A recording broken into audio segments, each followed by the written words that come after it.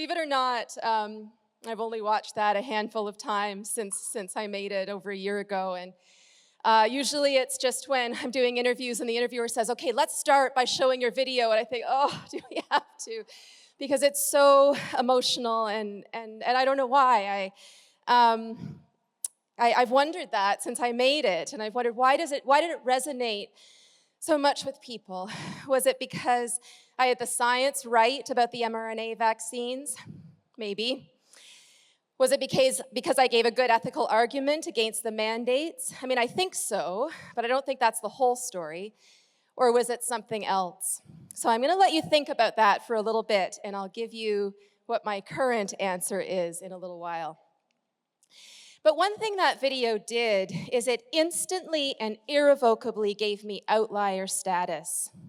It put me on the outside of a system that has no tolerance for questioning or independent thought of any kind.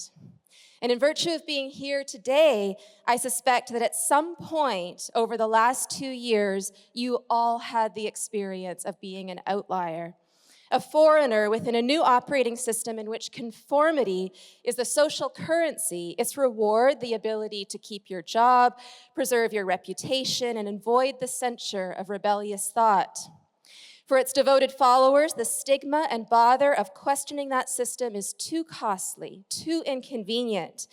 But for you, it's the price of conformity that is too high, and the need to question and possibly resist too hard to ignore.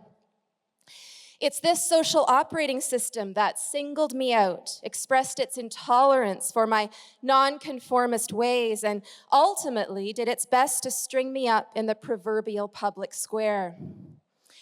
Until last September, I lived the quiet life of an academic, removed from the world of politics, podcasts, and protests. I published in journals that only a few colleagues ever read.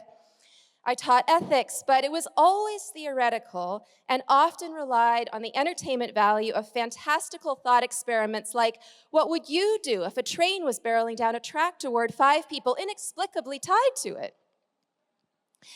Teaching ethics, I always felt, honestly, like a bit of a hypocrite, trying to envision what one would do if a crisis arose or criticizing history's moral villains.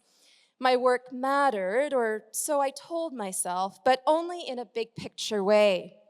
There were no acute moral crises, no bioethics emergencies, as a good friend used to tease.